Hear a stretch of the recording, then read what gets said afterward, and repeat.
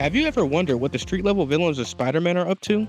No? Well, we're gonna find out anyways. This comic's main characters consist of Boomerang, Shocker, Speed Demon, Beetle, and Overdrive. If you enjoyed this video, why not like and subscribe to show your support? Thank you so much for watching, and I'll catch you guys in the video. Alright, so we start off this issue with Boomerang as he's in a battle with Spider-Man. His inner monologue states that Spider-Man is the only one that anybody ever talks about. Nobody's ever like, hey, what about Boomerang? What's up with him? What makes that guy tick? Where's he from? What does he do in his spare time? Does he have any pets? And why does he keep letting this guy beat the holy hell out of him? Is he mentally ill? Or is it a sex thing? Nobody even cares that 20 minutes before this, he was about to pull off the biggest heist since Lufthansa. Or that he would have been in the clear if it wasn't for that cashier that hit him with the old line about the downstairs vault. But then that's the thing about guys like him. They don't know when to quit. We see a younger Boomerang before his villainy, preparing to throw a pitch. Boomerang continues by saying, yeah, that's me pitching, and yes, he knows that he looks a lot younger. Thank you. So what happened? Well, between all the women, drugs, and bribes he was taking, he was shortly caught and forced to retire, till they showed up. Boomerang asks if this is some kind of sex thing, and they're like, why would this be some kind of sex thing? We then see Boomerang taking out a few soldiers as he says that he told them that he was born in Australia, so they made him Boomerang. You know, this is why the whole world hates you, by the way. An entire nation boiled down to what you can remember from the time you got high and watched Crocodile Dundee. But he guesses that he should be glad that he didn't end up as some sort of kangaroo guy. And for the record, he doesn't know who ratted those guys out. Seriously, it wasn't him. But either way, he got to keep his gear, and from there, he fell in with a few crews and worked his way up till he had enough cash to put a down payment on a sweet new suit and a crew of his own. So what do they have, you ask? Well, let's see. There's the pretty boy driver Overdrive, then there's the pretty girl thief Beetle, the new one of course, and then we got the guy who specializes in being a pain in the butt in a room full of pains in the butt. Speed Demon, obviously. And oh right, he almost forgot. A coward. You always gotta have one of those. Thanks, Shocker. And together, they are the new Sinister Six. And yes, he's aware there's only 5 of them. He then says that we're probably thinking that things are looking up for old Fred, letting us know that his full name is Fred Myers. But anyways, we'd be wrong. Here's the thing. No matter what he does or how hard he tries, the outcome is always the same. He's webbed up and left hanging off a light pole. He then sleeps it off in a jail cell and tries to get someone to feed his birds. See, he does have pets. Shocker says that he would, but his apartment is really far out. Queens and all. Speed Demon then cuts him off and says what he's saying is that it's creepy and it smells like internet pornos. It's the kind of apartment that smart hookers don't go into. And also, what kind of guy has a bird anyways? Shocker adds in a pirate? Speed Demon agrees and says, that's right, a pirate. You working on some sort of cool guy pirate thing now, Fred? Shocker then looks at Boomerang and says, arg. Boomerang doesn't even react. He just stares at him blankly as Shocker laughs. He tells Shocker that he isn't a pirate. Speed Demon says, good. Costume change this late in life is bad for brand. Be the guy who wears a boomerang on his face and own that. And Boomerang sighs and asks if they're gonna help him or what. They don't even gotta feed him. The lady next door says she would do it. They just have to pick up the birdseed from the store and put it in his place. Speed Demon stares at him for a second before telling Shocker that he could really pull off the eye patch thing. Boomerang then says to himself, believe it or not, those guys are what he counts as friends. Well, at least they actually made the run. We arrive at a pet store as a little girl tells her mother that she wants that one. She asks her daughter if she's sure, and she says yes, while the store clerk says that it's a good dog. They are then interrupted by Speed Demon and Shocker in trench coats. Speed Demon tells the little girl that he had a dog just like that when he was her age. He called him Skippy, and they used to go everywhere together. Everywhere he'd go, he'd be like Skippy, and there they would go. The little girl asks what happened to him. Speed Demon gets in her face and tells her that one day, his mom sold him for drugs. This shocks Shocker, and Speed Demon says what? Too dark? But hey, maybe she could name her dog Skippy too, yeah? She tells him no thanks because his name is Inspector. Speed Demon says Inspector, with a grin on his face, leaving the girl confused. He then says to the kid, I mean, come on, that's a stupid name for a dog. She rebuttals by calling him stupid. He stammers and calls her stupid back. She says, no, you are. Before he has had enough, he says, alright, okay, fine. You know what? Maybe I am. But guess what? I'm the stupid guy who's robbing you right now. The employee asks if he was serious, and Shocker tells him that, oh yeah,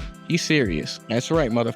Now give me what's in the register. The employee tells him to stop cursing so much. He's upsetting the cats. Shocker then asks if he can get the Blayton's Farm Organic No Mess Bird Seed, the bulk bag. The employee tells him that he has it in the bag. Speed Demon says, yeah, you do. He then focuses his attention on the little girl again, telling her to hand over the dog too. Her mother says, oh, come on. He says, nope, she has to learn, while walking out the store. Shocker apologizes while Speed Demon mutters to himself, I'm taking it. Call me stupid. Boomerang then says maybe friend isn't the term he's looking for. We then arrive on the outside of Boomerang's apartment as Inspector bites Speed Demon. He tells Inspector to stop while Shocker mutters something behind him. Speed Demon says this dog is an asshole. He thinks he's just gonna take it back. Shocker then complains about the stairs and Speed Demon tells him to stop being a big baby. Shocker continues to complain saying stupid costume, too much padding. And wait a minute, doesn't he have super speed? Can't he just run it up there? Speed Demon rebuttals by saying, do things get lighter for you when you start running up the stairs?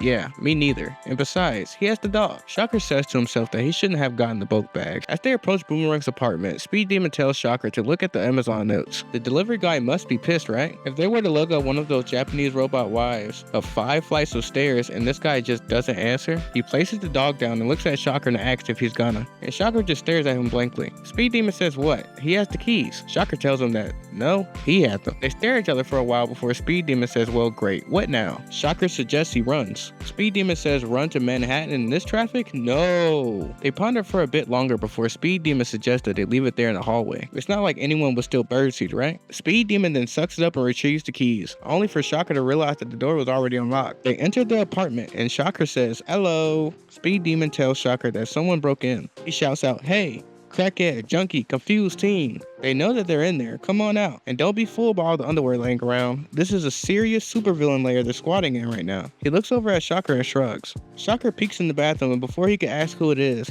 they say, hey, close the damn door, would you? Shocker slams it shut before warning Speed Demon. The mystery man freshes himself up before he is revealed to be Hammerhead. Speed Demon tells him that he forgot to flush, and Hammerhead says, yeah, it'll smell like crud when Freddy gets back, won't it? Here. He didn't ask if they had the stuff. Speed Demon tells him that Fred said that an old lady was gonna feed the birds. Hammerhead says, yep, and he's the old lady. Good old Pet Shop Pete always comes through. Shocker tells Speed Demon they probably didn't have to rob that guy. And he says, well, excuse me for having a little initiative. Hammerhead tells them that they did a real nice job, but now, where's the rest of it? Shocker says, rest? As Speed Demon dips out. We then cut to the hospital with Shocker after Hammerhead beat the brakes off of him. Speed Demon tells Boomerang that Shocker said that he sold him out. He says that he'll get over it. Shocker gives Speed Demon an angry glare while trying to shout profanities. Speed Demon tells him that he doesn't know. He's pretty upset. He thinks he's crying. Boomerang tells them that they would have never went up there if they knew who was waiting for them, and he needed them to go up there. They get how it is. Speed Demon completely ignores him and begins to get into his show before Boomerang calls his name. He apologizes and tells him that the hospital is boring. Shocker gives Speed Demon the finger before his Boomerang says, look, he needed to keep Hammerhead on the line or else his job. They don't even let him finish before both Shocker and Speed Demon perk up and say, job? Boomerang sighs and tells them that he has a little something. They saw the dual recession proof stuff on Hammerhead's turf. That was his cut. But the thing is, the bigger shipment got delayed by that damn origin bomb. Speed Demon butts in and says, and he was just gonna cut them out just like that. Boomerang exclaims that now they have a chance to get in, see? He figured they've earned it just off that mule run alone, and he'd be happy to bring them along. Speed Demon jokes and says that his generosity is overwhelming, and Boomerang says, yes, sure, but see, here's the thing. I'm the only one that Shiprat will talk to, so if they want this job. Speed Demon says, let me guess, you're gonna need bail. Boomerang confirms and tells him that he would move fast. He's made a poor job at making friends there. He hangs up the phone as we see an inmate make a cutthroat gesture.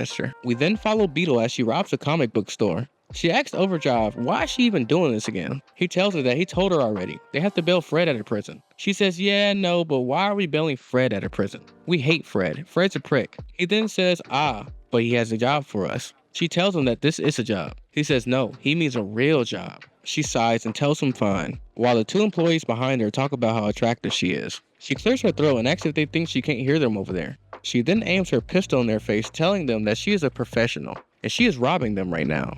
Can they maybe stay on topic of conversation to how terrified they are, or how well planned this heist is? He responds with, is it? She sighs and asks which one of these are valuable. He said that depends on what you're looking for. There are 1 in 100 variant, low print run indie titles. She says, gah, this is impenetrable. The employee then says, okay, what about this? Between me and you, this one's pretty hot on the old eBay right now. The employees bicker for a bit before Beetle stops them and tells them to put it all in the box. The other employee asks if she needs bags or boards. She then flies out of the store and tells Overdrive to come on. Can they just please get out of there? Overdrive picks up one of the comics and says that he didn't even know they still made these. We then cut to the prison where we see a guard tell Boomerang that someone wants a word with him.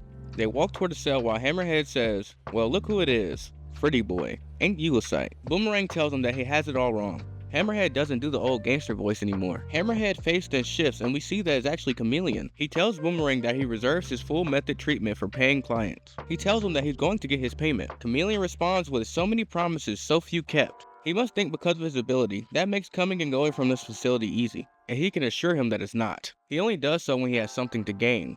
Chameleon says he knows what is expected from him now. To begin, him and his crew will work for him without charge. Boomerang agrees, telling him, oh yeah, absolutely. He just successfully kickstarted a bunch of criminals with superpowers, don't worry. Chameleon tells him that he does worry. It may be a weakness, but he does worry about them, and what his lackeys will do to him when they find out that there is no job for them. As Boomerang leaves, he gives the finger to the inmate that was threatening him earlier. His inner monologue states that, well, yeah. If we want to focus on the negative, then he's on the hook of a shape-shifting Russian mob boss. And yes, he might have tricked his crew into spending their hard-earned loot bailing him out, also telling them that he can land them a heist that doesn't actually exist per se. But he'd like to make a point. He's getting out of jail. Let's face it, jail sucks. So the question is, how does he do it? How does he get out of bed in the morning? Well, your wife doesn't make it easy, I'll say that much. Hey yo! No, but really, the thing is, call him nuts, call him an idiot, but he knows in his heart of hearts that one of these days it's gonna happen for him. He's gonna get the drop on him, he's gonna beat the rap, and he's going to run the town. The law of odds alone says that one of these days it's gotta happen, right? But his only problem being, it sure as hell ain't today.